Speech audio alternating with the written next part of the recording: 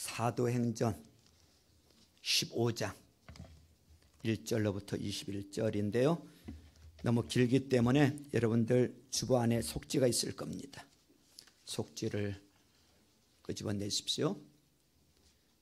그리고 찾으신 분들은 다 일어나셔서 하나님을 경외하는 마음으로 같이 합독하도록 하겠습니다. 3절입니다.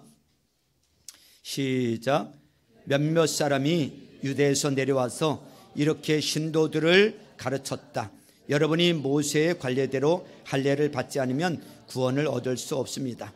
그래서 바울과 바나바 두 사람과 그들 사이에 적지 않은 충돌과 논쟁이 벌어졌다. 드디어 안디옥 교회는 이 문제로 바울과 바나바와 신도들 가운데 몇 사람을 예루살렘으로 올라가게 해서 사도들과 장로들을 찾아보게 하였다. 사도들과 장로들이 이 문제를 다루려고 모였다. 아멘. 여러분, 우리 하나님의 자녀들이 축복을 빌어주면 정말 그 복이 내린다는 것을 믿고 우리 앞뒤 좌우편에 계시는 분들에게 서로 하늘복을 빌어주시길 바랍니다. 하늘복 많이 받으세요. 하늘복 많이 받으세요. 하늘복 많이 받으세요. 하늘복 많이 받으세요. 하늘복 많이 받으세요.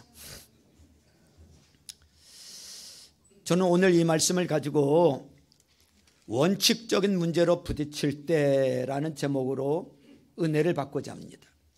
인간이 모이는 데는 갈등을 피할 수가 없어요. 어떤 때는 관계에서 오는 갈등을 경험하기도 하고 또 어떤 때는 이해관계에서 생기는 갈등을 경험하기도 합니다. 어떠한 갈등은 원칙적인 문제 때문에 야기되기도 해요. 우리 장로교회 보수교단은 별 문제가 되고 있지 않습니다만 딴 교단에서는 이런 동성연애가 큰 문제가 되고 있는 데가 있어요. 그래서 동성연애자를 목사로 안수할 수 있느냐 없느냐 하는 문제, 받아들일 수 있느냐 못 받아들이느냐, 원칙적인 문제를 갖고서 교단이 분열의 지경에까지 이르는 것을 보게 됩니다.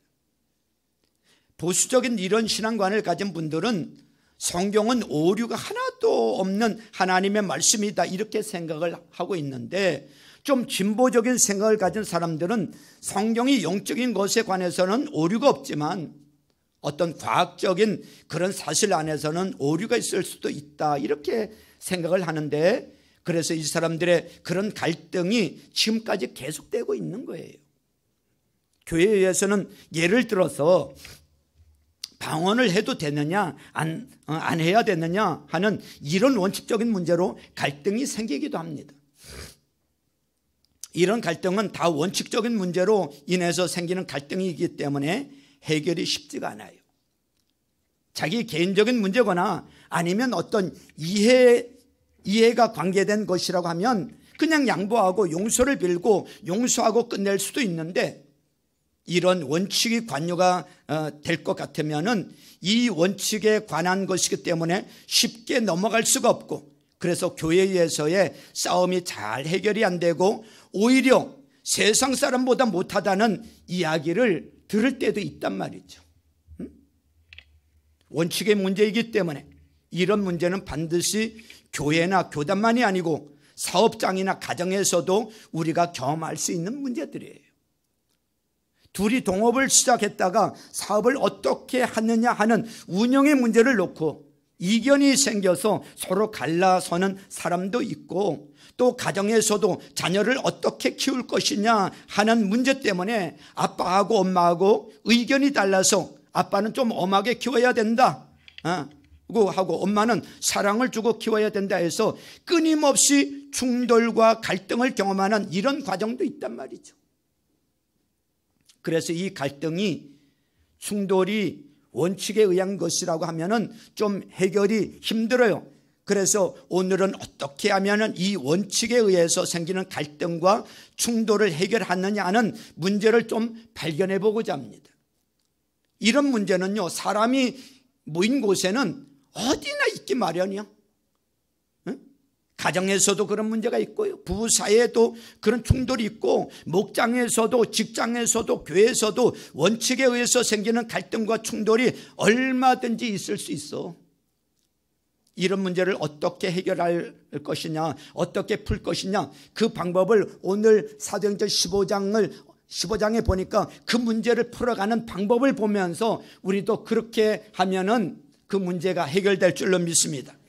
오늘 본문에 보니까 안디옥 교회에서 있었던 사건이 기록되고 있는데, 바로 안디옥 교회에서 이런 원칙적인 문제로 갈등과 문제와 분쟁이 있었기 때문에 그래요.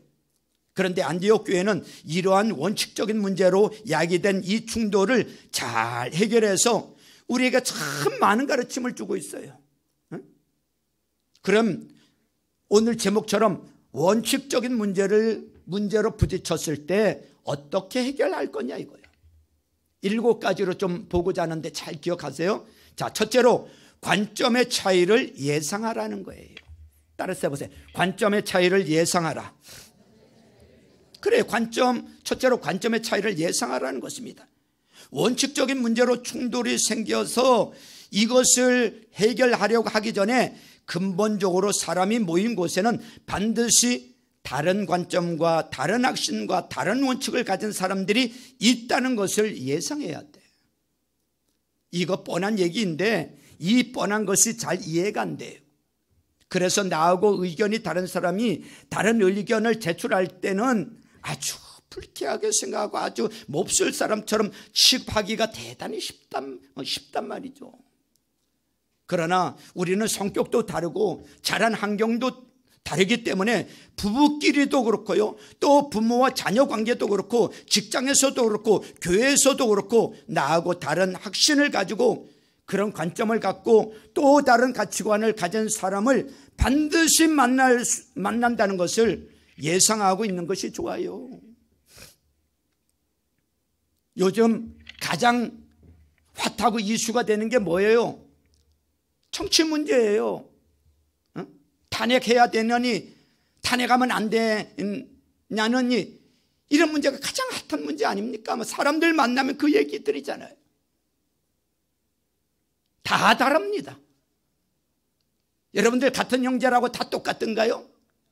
같은 형제도 있지만요, 생각이 정반대인 형제도 있고요. 부모 자식도 같은 경우도 있지만 부모 자식도 다른 경우도 있고요. 부부 사이는 똑같나요? 제가 아는 목사님과 사모님은 달라. 부부도 달라. 직장 동료들 다 똑같나요? 달라요. 교회 안에 성도들 똑같나요? 달라요. 같은 경우도 있지만 다른 경우도 많단 말이죠. 그래서 그런 생각을 하고 예상하고 있으면은 갑자기 원칙의 문제로 이런 충돌이 생길 때 지나치게 붕괴한다든지 또 지나치게 과잉 반응을 하는 이런 위험을 피할 수가 있는 것입니다. 그래서 우리가 다 다르다는 걸 아셔야 돼. 다 다르다. 다르기 때문에 반드시 충돌이 있기 마련이에요. 그래서 우리는 이런 것을 예상할 뿐만 아니라 나와 다른 확신을 갖고 있는 사람의 입장을 이해할 수 있어야 될 줄로 믿습니다. 안디옥 교회에서의 문제는 할례 문제예요. 할례.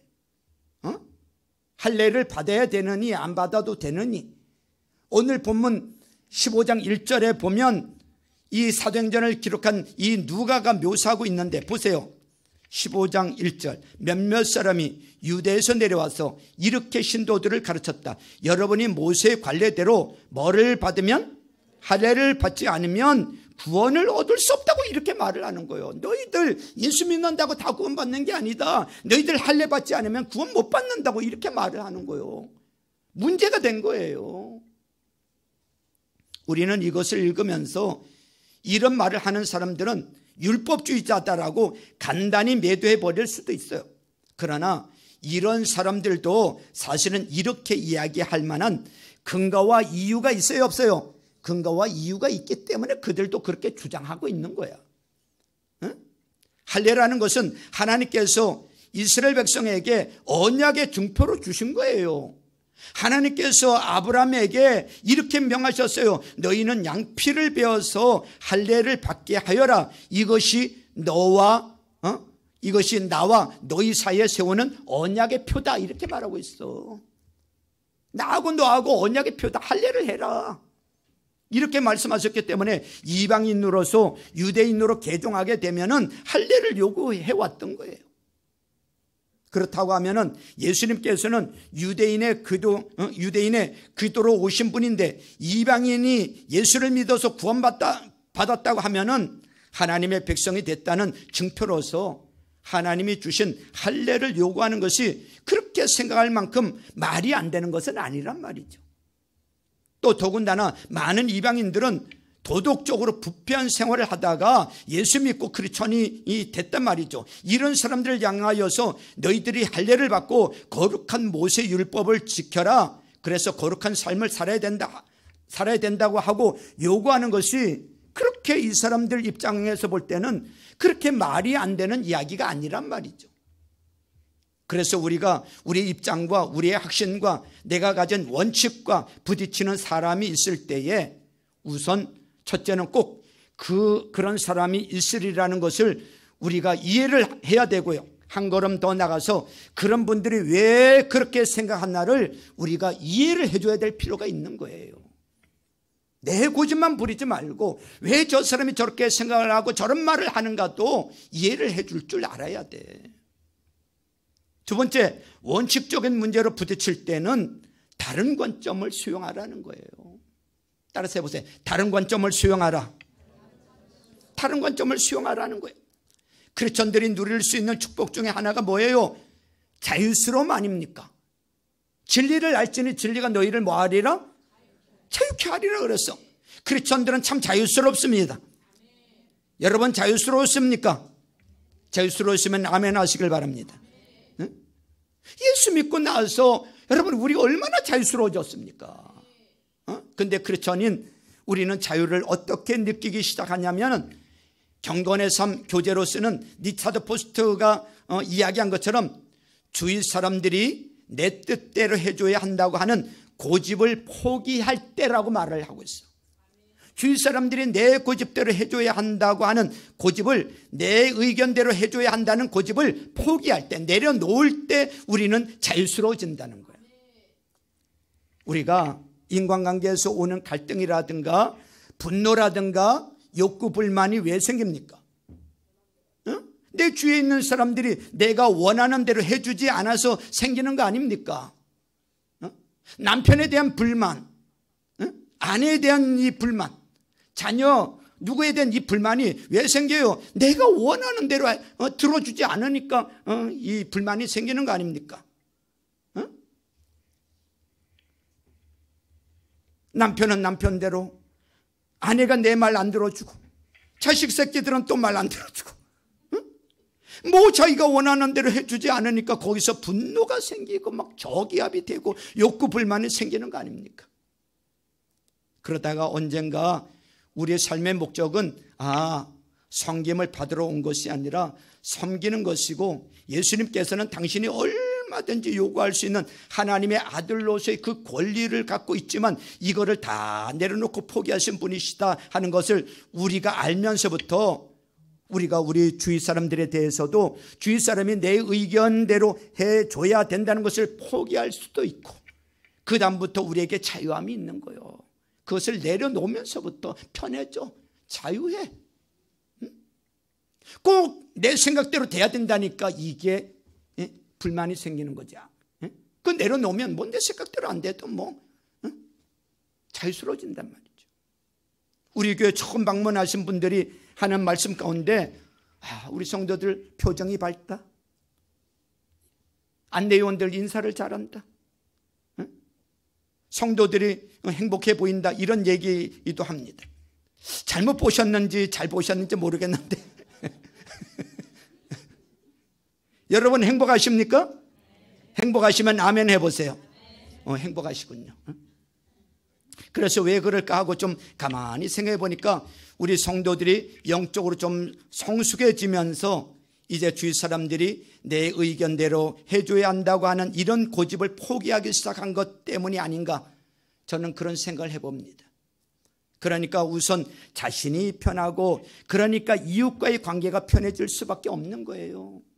그래서 이런 원칙적인 문제로 부딪혀서 이것이 큰 파괴를 가져오기 전에 우리가 할 수 있는 것이 원칙적인 문제가 아주 중요한 거 아니면, 이 원칙적인 것이 아주 중요한 것이 아니면, 정말 진리 문제가 아니면, 우리 교회에서 자주 쓰고 있는 뭐가 아니면, 죽고 사는 문제가 아니면 서로를 수용하는 거야.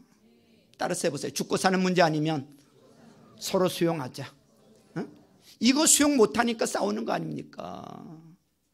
주위 사람들이 꼭 내 원하는 대로 해줘야 된다 하는 이 고집을 포기해야 돼. 우리 주위에서 이런 분들이 하나하나 생기니까 그 다음에 회의를 해도 뭐 싸우는 일이 없죠.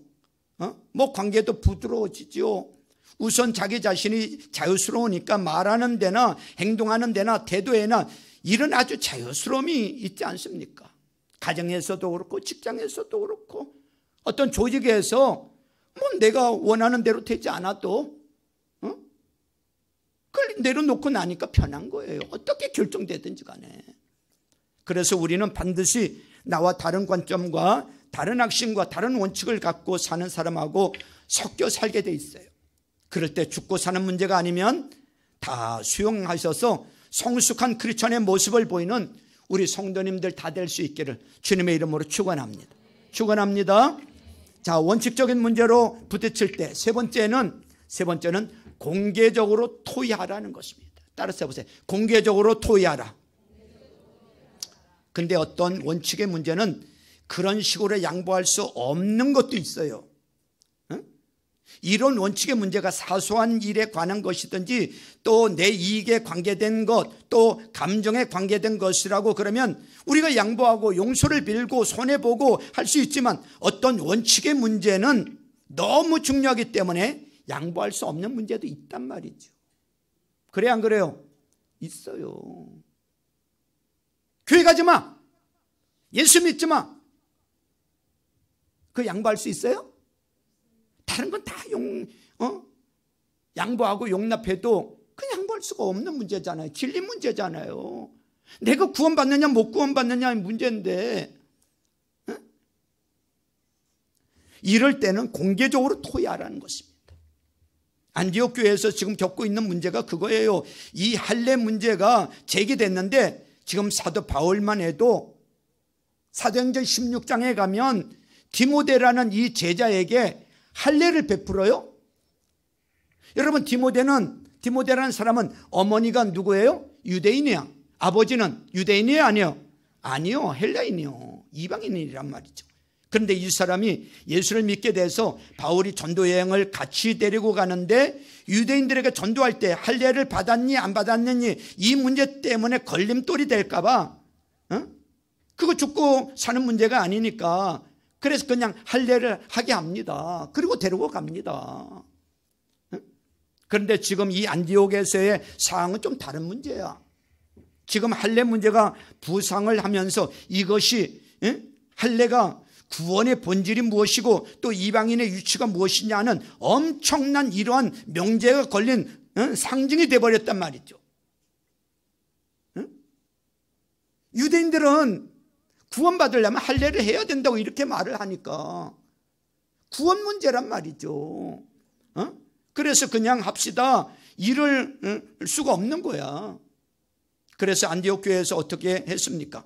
2절에 보면 바울과 바나바와 그 다음에 신도들 몇 사람을 예루살렘으로 올라가게 해서 공개적으로 토의를 통해서 정확한 원칙을 세워줄 것을 요청하고 있어. 그래서 그 삶 가운데 이런 가치관의 문제라든가 혹은 원칙적인 문제로 자꾸만 부딪히면은 일단은 여러분들이 죽고 사는 문제 아니면은 그냥 합시다.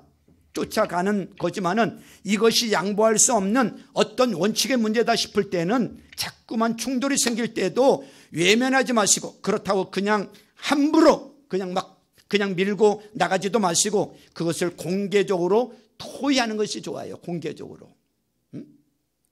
우리가 지금 왜 이런 문제가 생기고 있냐? 하나님이 원하시는 것이 무엇이냐? 성경적인 방법은 뭐냐? 그래서 공개적으로 토의하는 것이 중요합니다. 자, 그 다음에 네 번째로 원칙적인 문제로 부딪힐 때 네 번째는 쟁점을 정의하라는 것입니다. 따라서 해보세요. 쟁점을 정해야 하라. 원칙적인 문제로 두 사람이 자꾸만 충돌이 생기다 보면은 이 원칙의 문제가 감정의 문제가 돼버립니다. 그리고 한 가지 원칙에 어긋나서 서로 부딪힐 때 부딪혔던 것이 이제는 자꾸만 딴 문제로 파생이 돼버릴 수도 있어요. 한 문제로 시작했다가 다른 문제로 연결이 되어질 수 있어요. 점점 골이 깊어질 수 있어요. 싸움이 점점 커질 수 있어요. 그래서 이런 상태에서 공개적으로 토의해서 해결해 보고자 한다고 할지라도 상대방을 비난하거나 아니면 자기 자신을 변명하는 이런 토론의 광장밖에 되지 아니합니다. 이래서는 공개적으로 한번 토의해보자 한 것이 오히려 더 분노를 가지고 오고 오히려 더 문제를 크게 만들기도 하고 오히려 자기 변명을 하는 기회만 만들어주는 경우도 된단 말이죠. 그래서 공개적으로 토의하기 위해서는 쟁점을 정해야 하라는 것입니다. 쟁점을 정해야 하라. 우리가 지금 어떤 원칙 때문에 지금 우리가 이렇게 부딪히고 있느냐 하는 근본적인 원칙의 문제를 찾아서 그 쟁점을 분명히 하라는 거예요. 그 쟁점을 분명히 하라. 예루살렘 이 회의는 기독교 역사상에 무지무지한 중요한 회의를 지금 사도행전 15장에 하고 있어요. 그래서 어떤 분은 오순절 성령이 내리고 교회를 핍박하던 사울이 바울이 된 것 이상으로 중요하다고까지 생각을 하시는 분들이 있어요. 어마어마하게 그 회의가 중요한 거예요. 이방인들이 그냥 예수 믿고 구원 받는 걸로만 되느냐 아니면 유대인들처럼 할례를 해야 되느냐 그리고 모세 율법대로 살아야 구원 받느냐 이 문제에 대해서 굉장히 중요한 문제란 말이죠. 그래서 근데 여기서는 쟁점이 뚜렷해. 5절에 보세요. 5절을 같이 읽습니다. 시작. 그런데 바리새파에 속하였다가 신도가 된 사람 몇이 일어나서 이방 사람에게도 할례를 행하고 모세 율법을 지키도록 명령하여야 합니다 하고 말하였어. 바리새파 사람이 어떤 사람이 예수 믿고 나서 신도가 된 사람이 이방 사람도 할례를 받아야 된다고 그리고 율법을 지켜야 행해야 된다고 이렇게 말을 하고 있어. 이게 쟁점이야. 이것은 개인적인 문제도 아니고 여러 가지 문제가 있지만 근본적인 문제가 뭐냐면 이방 사람에게도 할례를 행하고 모세 율법을 지키도록 명하여야 합니다. 이것이 쟁점이야. 그래서 분명한 쟁점을 갖고 토의를 시작했기 때문에 예루살렘 회의가 긍정적으로 끝날 수 있었던 거예요. 잘 해결이 될 수 있었던 거예요. 어떤 교회 가면 이 목사님하고 그 교회 장로님들하고 아주 갈등이 많고 싸움이 많은 교회들이 있어요. 사사건건 목사님하고 당회에서 싸우는 장로님, 목사님 이런 당회가 있단 말이죠. 그래서 장로님들은 우리 목사님 독재를 한다고 그러고 또 목사님은 장로님들이 교만하다고 그러고 그래서 제가 듣기로는 골프장에 가가지고 공을 딱 놓고 이 김장로회하고 퍽 치고 이 장로회하고 퍽 치고 그거 뭐 하는 겁니까 그거 그런 얘기 들으면 참 마음이 아프죠.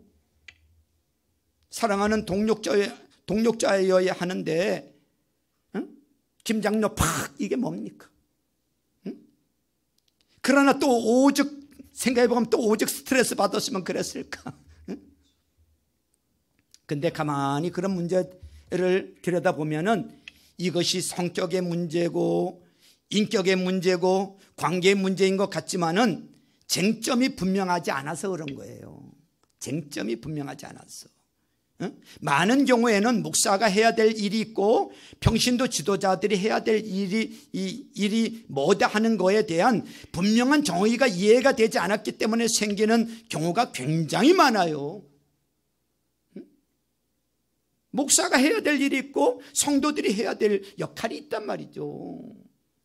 그래서 자꾸만 지역적인 문제를 제쳐나가서 지금 근본적인 문제가 뭔가를 발견해야 되는 거예요. 여러분 사업체에서도 그렇고 교회에서도 그렇고 직장생활 하다 보면 어떤 사람하고 자꾸만 충돌이 생길 때가 있어요 없어요? 있단 말이죠. 직장 안에서도 자꾸 충돌이 생겨. 사사건건 충돌이 생기고, 그 사람이 성격이 나빠서 그럴 수도 있고 자기 마음대로 하고 싶어서 그럴 때도 없지는 않겠습니다만은, 보통의 경우는 그 부서의 책임 한계가 어디냐, 그 사람의 역할이 어디까지고 내 역할이 어디까지나 하는 것이 확실치 않아서 생기는 경우가 많단 말이죠. 그래서 여러 가지 갈등과 충돌이 있을 때는 근본적으로 지금 어떤 원칙이 위배가 되고 있으며 지금 근본적인 문제가 뭐냐, 쟁점을 정의해서 해결하고자 하는 노력이 필요한 줄로 믿습니다. 부부끼리라도 자녀 교육을 갖고 이렇게 자꾸만 충돌이 생기는 경우도 좀 근본적인 문제가 해결이 안 돼서 그러는 경우가 많이 있단 말이죠. 좀 더 근본적으로 하나님께서 이 아이를 누가 주셨는가, 하나님이 주셨는데 하나님이 왜 주셨는가, 그리고 하나님은 이 자녀를 어떻게 교육하라고 하시는가, 이런 근본적인 문제에 의해서 동의가 돼주고 있지 않기 때문에 자꾸만 충돌이 잦은 경우가 많단 말이죠. 그래서 우리가 쟁점을 분명하게 정의하고 여러분 확실하게 해야 될 줄로 믿습니다. 예루살렘 회의에서는 분명한 의제가 나왔어요. 이방 사람에게도 할례를 주고 모세율법을 지키라고 명하여야 할 것이냐, 명하지 말아야 할 것이냐, 분명한 여러분 명제가 있는 거예요. 의제가 있는 거예요. 자, 그 다음에 원칙적인 문제로 부딪힐 때 다섯 번째로는 하나님의 역사를 상기하라는 것입니다. 따라서 해보세요. 하나님의 역사를 상기하라.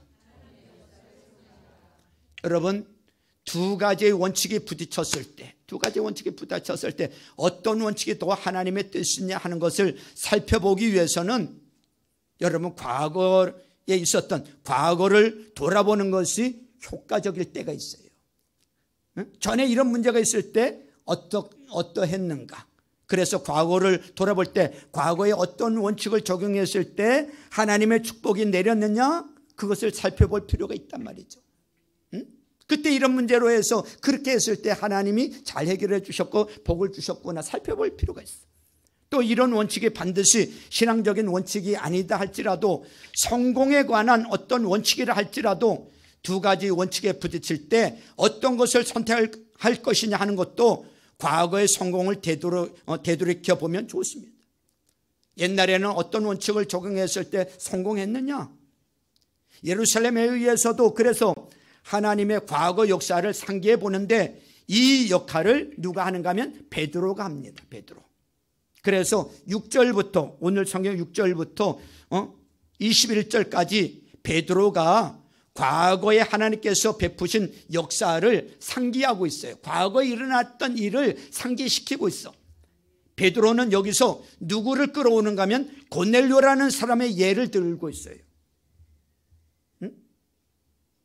백부장이었던 이방인이었던 백부장, 그가 어떻게 예수님을 만났고 성령을 받았는지에 대해서, 고넬료 이방 사람이잖아요. 그래서 베드로가 가서 복음을 전했을 때 할례받지 않은 이방인이었는데, 할례받지 않은 사람이었는데 성령님께서 유대인이었던 사도들에게 내렸던 것과 같이 똑같은 방법으로 성령님이 그에게도 임하더라 임하지 않더라? 임하더라. 그 할례받지 않은 사람이었는데 똑같이 임하더라. 그래서 하나님께서 이방 사람을 용납해 줬다는 것을 보여줬어요. 그래서 고넬료 이야기를 하면서 베드로는 11절에 이런 결론을 내려요. 11절 보세요. 11절이 중요한 거예요. 11절 같이 읽습니다. 시작. 우리가 주 예수의 은혜로 구원을 얻고 그들도 꼭 마찬가지로 주 예수의 은혜로 구원을 얻는다고 우리는 믿습니다. 아멘. 과거에 하나님이 어떻게 하셨는지를 말하고 있어요.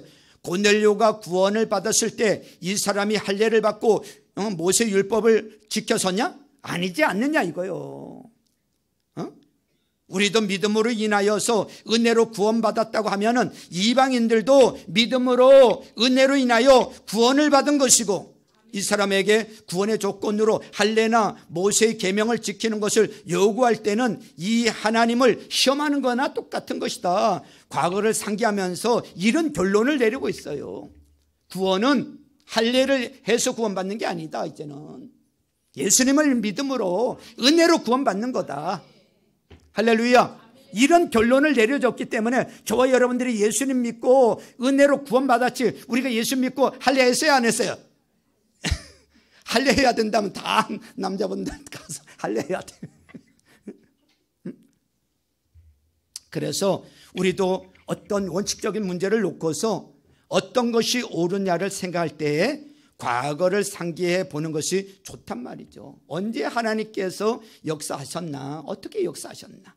부부끼리도 그렇고요, 연애할 때는 아주 그냥 깨가 쏟아지고 재미있었는데 지금은 뭐 오래 살다 보니까 있는지 없는지도 모르겠고 그냥 덤덤해지고 어떨 때는 그냥 차라리 옆에 없었으면 싶겠다 뭐.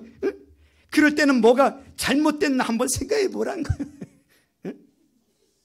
옛날에 어떤 원칙을 갖고 살았길래 그렇게 관계가 재미있었고 지금은 내가 어떤 원칙을 갖고 살기 때문에 이 모양이냐, 어떤 변질을 갖고 왔냐 하는 것을 살펴볼 필요가 있단 말이죠.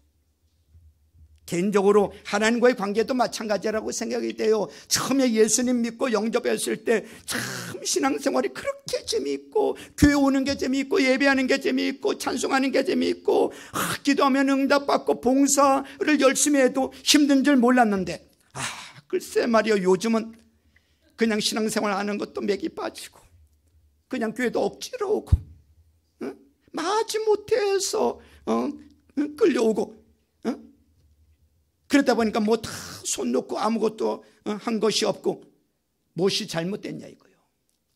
그때 옛날로 돌아가시기를 바랍니다. 내가 옛날에는 어떤 원칙을 갖고 살았나, 내가 지금은 어떤 원칙을 갖고 살고 있나, 그래서 그 원칙이 어떻게 변화되고 변질되었느냐 하는 것을 발견할 필요가 있단 말이죠. 고쳐야 된단 말이죠. 돌아가야 된단 말이죠. 돌아가야 돼요. 성경으로 돌아가고 하나님께로 돌아가고, 아멘. 그 첫사랑을 회복하고 사명 회복하고, 아멘. 우리에게 해답은 많은 경우에 여러분 돌이켜보면 과거에 역사하셨던 하나님을 돌이켜보면 알 수가 있어요. 그래서 이런 원칙적인 문제로 부딪히고 두 개의 원칙을 놓고 선택할 때는 과거에 베풀어 주셨던 하나님의 역사를 상기하시는 우리 성도님들 되시기를 주님의 이름으로 축원합니다. 원칙적인 문제로 부딪힐 때 여섯 번째로는 성경으로 확인하라는 거예요. 따라서 해보세요. 성경으로 확인하라. 옛날 생각을 하니까 참 옛날에 우리가 그랬어요. 참 내가 그랬어. 참 그랬으니까 우리가 행복했었고, 그랬었으니까 일이 잘 됐고, 그랬었으니까 참 즐거움이 있었구나. 이런 결론을 내렸을 때 이거를 갖고서 성경으로 여러분 확인하라는 거예요. 왜 그때 그렇게 잘 됐지? 왜 그 문제가 그때 잘 해결이 됐지? 과거를 돌이켜보면서 성경으로 확인해 보라는 거예요. 어떤 사람이 사업을 하는데 지금 사업상에 여러 가지 어려움을 겪고 있는 거예요. 옛날에 비즈니스가 잘 됐던 적이 있어요. 예수 안 믿을 때 비즈니스가 잘 됐던 적이 있어요. 옛날에는 잘 됐는데 지금은 예수 믿고 나서 왜 잘 안 됐냐. 가만히 생각해 보니까 옛날에는 예수 안 믿을 때 그때 술을 많이 먹었어. 그런데 요새는 예수 믿고 술을 끊었어. 그래서 내가 술을 안 먹어서 장사가 안 되는 모양이다. 이런 결론을 내리면 돼요, 안 돼요? 안 되죠. 우리가 과거를 잘못 읽을 수 있거든요. 그러니까 어떤 결론이든지 무엇을 통해서 확인하라? 성경을 통해서 확인하라는 거예요. 성경을 통해서 확인해야 돼. 예루살렘 교회에서는 야고보가 이 역할을 합니다. 여기에 나오는 이 야고보는요, 예수님의 12사도 가운데 야고보가 아니야. 이미 야고보 사도는 순교당했어. 여기 나오는 야고보는 누구예요? 예수님의 육신의 동생 야고보야. 예루살렘 교회 목사 비슷한 사람인데, 그래서 13절에서부터 보세요. 13절에서부터 18절 사이에 아모스 19장 11절 12절을 인용함으로써 야고보는 베드로가 내린 결론이 맞는 결론이다 하는 것을 확인시켜주고 있어. 베드로의 말이 맞다. 그러면서 그 말이 맞다고 아모스 9장의 말씀을 통해서 확인시켜주고 있다고. 결론을 내린 결론이 그거예요. 하나님께서 다윗의 후손으로서 메시아를 세워주셔서 이분은 영원한 왕이 됐을 것이고 그분의 통치 밑에서는 이방인들도 하나님의 백성이 될 거다 하는 그런 내용이에요. 그래서 이거를 갖고서 베드로의 결론을 확인시켜주고 있는 것입니다. 그래서 우리도 올바른 원칙을 발견했다 이렇게 생각이 될 때는 반드시 그것을 성경으로 다시 한번 확인하는 작업을 해야 되는 거예요. 이게 성경적으로 맞냐 안 맞냐. 내 감정과 기분으로 결정하는 게 아니야. 응? 여러분들 특별히 비즈니스 이런 관계로 어떤 분들에게 비즈니스에 대한 조언을 듣지 않습니까? 특히 요즘 사람들은 유튜브에 그냥 빠져 살잖아요. 우리들 유튜브에 들어가서 뭐 돈 버는 방법이 얼마나 많이 나옵니까? 어디에 투자했더니 뭐 했더니 뭐 이렇게 뭐 돈이 나오고 혹하잖아요. 혹해요 안 해요? 안 해요? 네?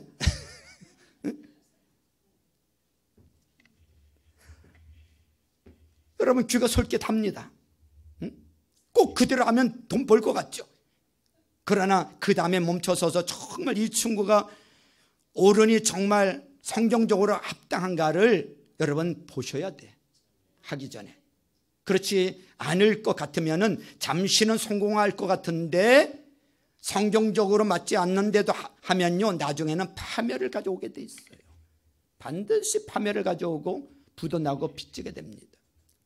자녀의 교육 문제도 마찬가지예요. 또 아니면 부부관계도 마찬가지야. 어떤 사람의 충고라든가 이런 것을 들을 때 특별히 아직 하나님을 모르는 분에게서 들은 충고라고 하면은 반드시 성경에 비춰 봐야 돼. 사람의 말만 듣고 하지 말고. 그래서 하나님의 말씀으로 확인이 되지 아니하면은 잠시는 어떤 기쁨을 주는 것 같지만은 지속되지 아니하고 잠시는 행복을 주는 것 같지만 궁극적으로 더 큰 문제를 일으킬 수 있다는 것을 잊지 마세요. 그래서 여러분들 어떤 결론을 내렸든지 간에 또 어떤 원칙이 올바른 원칙이다 하는 결론을 내렸든 간에 꼭 이 성경을 통해서 확인하는 작업을 할 수 있기를 주님의 이름으로 축원합니다. 마지막으로 원칙적인 문제로 부딪힐 때 7번째는 타협점을 여러분 발견하라는 거예요. 따라서 해보세요. 타협점을 발견하라. 예루살렘 회의의 결론은 19절이에요. 19절을 같이 읽습니다. 19절. 예루살렘 회의의 결론 19절. 시작. 그러므로 내 판단으로는 하나님께로 돌아오는 이방 사람들을 괴롭히지 말고, 그래서 이런 것을 다 종합하고 볼 때 이방 사람들에게 구원을 위해서 할례를 받으라든지 아니면 모세율법을 지켜야 된다고 요구하는 것을 하지 말라는 거예요. 구원은 그냥 예수님 믿음으로 하나님의 은혜로 구원받는다. 할례를 하고 모세율법을 행해야 구원받는 그런 것이 아니다. 구원의 문제는 딱 정리가 됐단 말이죠. 이렇게 결론을 내리고서는 20절, 21절에서 이렇게 이야기를 해요. 같이 읽죠. 20절, 21절. 자, 시작. 다만 그들에게 편지를 보내서 우상에게 바친 더러운 음식과 음행과 목매어 죽인 것과 피를 멀리하라고 하는 것이 좋겠습니다. 예로부터 어느 도시에서나 모세를 전하는 사람이 있어서 안식일마다 해당해서 그의 글을 읽고 있습니다. 지금 무슨 말을 하고 있냐 하면은 만일 파를 가른다고 하면은 지금 할례파하고 복음파하고 이렇게 붙은 거예요. 할례파하고 복음파하고 붙었어. 그런데 어디가 이겼어요? 복음파가 이겼단 말이죠. 힘으로 이긴 게 아니라 복음파가 가진 이 아이디어가 성경적이고 그것이 맞는 원칙이다 하는 것이 판정이 났어. 복음파가 이겼어. 그 다음에 할례파들을 배려해 주기 위해서 이런 결정을 내린 거야. 이겼지만 그들도 존중해 줘야 되기 때문에 할례파를 배려해 주기 위해서 20절 21절 이런 결정을 내린 거예요. 모세율법을 지킬 필요는 없지만 그러나 유대 사람들은 오랫동안 음식 문제 때문에 굉장히 조심하면서 살아왔는데 그래서 지금도 어느 도시에서는 안식일마다 해당해서 이건 먹어도 된다, 이건 먹지 말아야 된다, 이 모세의 계명을 계속 듣고 있는데 우리가 계명을 지키지 않는다고 해서 아무 고기나 먹고 피를 먹고 이러면은 유대인들 크리스찬들에게 거침돌이 되니까 우리 이거는 하지 말자고 합시다. 유대 사람들, 여러분 유대 사람들 여러분 피 안 먹어요. 피도 안 먹어요. 고기에 피가 섞여 있는 고기도 먹지 않아요. 또 제사 음식도 먹지 않아요. 또 음행이라는 것이 가까운 근친끼리 결혼하는 것도 이 사람들은 음행이라고 생각을 해. 이건 우리나라도 마찬가지지요. 일본에서는 사촌끼리 결혼해도 상관이 없지만은 우리는 동성동본이라고 동성동본이라고 하면 막 펄쩍 뛰잖아요. 이런 문화권에서 자랐고 그런 신앙 배경에서 자랐으니까 모세율법을 지킬 필요는 없겠지만은 그분들을 위해서, 그 사람들을 위해서 우리가 이런 거는 삼가자 하고 결론을 내린 거예요. 우리가 어떤 원칙적인 문제로 부딪혀서 이것이 잘 해결을 보기 위해서는 반드시 이와 같이 이 사랑으로 끝내야 된다는 것을 잊지 마세요. 뭘로 끝내야 된다? 사랑으로. 부부싸움 할 수 있어요. 얼마든지 부부싸움 할 수도 있고 이웃사람하고 다툴 수도 있고 뭔가 안 맞아서 부딪힐 때도 있어. 그런데 마지막엔 뭐로 끝내라? 사랑으로 착한 마무리 지으라는 거예요. 그래서 여러분들이 특별히 양보하고 남을 수용해야 될 때가 언제인가 하면은 여러분들이 옳았을 때, 여러분들이 이겼을 때 관대해야 돼. 나의 원칙이 수용됐을 때 상대방의 원칙을 수용해주고 타협점을 잘 찾아야 되는 거예요. 그렇기 때문에 예루살렘 교회가 성공적인 평화적인 결론을 내릴 수가 있었던 거예요. 큰 문제 없이. 그래서 여러분들이 특별히 올바를 때, 여러분들의 원칙이 올바르다는 것을 했을 때 양보하시길 바랍니다. 우리는 일단 내가 옳다는 딱 확신만 들면은 그저 불도저식으로 막 밀고 나갑니다. 다 그런 경향성이 있어요.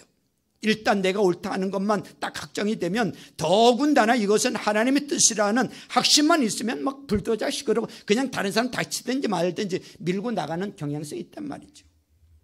그러나 그때가 나의 의견이 다른 사람의 의견을 수용할 때라는 것을 잊지 마세요. 우리가 개인적인 문제나 또 이해관계가 얽힌 이런 갈등은 해결하기가 쉬워요. 그러나 원칙에 관계된 이런 갈등은 충돌은 참 피하기가 힘이 듭니다. 성도님들 이제 방법을 아셨죠? 방법을 아셨으니까 오늘 그 방법을 잘 기억하시고 무엇보다 하나님의 지혜를 구하셔서 제일 중요한 것은 사랑으로 하는 것이에요. 사랑으로 잘 마무리하는 거예요. 서로 원칙적인 문제를 해결할 때 그것을 대결로 만들지 말고 사랑 가운데에서 하나님의 지혜를 찾으시고 할 수 있는 데까지 최대한 대로 진리 문제가 아니면은 살고 죽는 문제가 아니면 이 구원의 문제니까 이건 양보할 수 없기 때문에 그래 할례 없이도 구원은 예수님 믿으면 은혜로 구원받는다. 딱 정해졌잖아요. 정해졌어. 그럼 이게 끝난 거잖아요. 그런데 그들도 생각하기 위해서 음식에 먹는 문제는 이거는 우리가 그렇게 하지 너희들 말대로 하는 게 좋겠다. 이렇게 하면서 그들도 배려한 거란 말이죠. 부부 사이도 그냥 한쪽이 이겨가지고 막 승리에 취해서 내가 이겼다 이러면요 상대방은 비참해지잖아요. 그래 안 그래요? 여러분 이 살고 죽는 문제 아니면요 적당하게 잘 타협도 할 줄 알고요 또 믿어줄 줄도 알고요 져줄 줄도 알고요. 그러나 진리 문제라면 그럴 수가 없겠죠. 그러나 진리 문제로 잘 해결이 됐다면 그 사람도 왜 그렇게 했는지를 그 사람도 잘 이해를 해주고 저 사람 입장에선 저럴 수밖에 없구나 좀 공감해 주는 그런 은혜가 있어서 잘 풀어나가는 저와 여러분들 될 수 있기를 주님의 이름으로 축원합니다. 축원합니다. 우리 찬양 하나 부르고요 오늘 주신 말씀 가지고 우리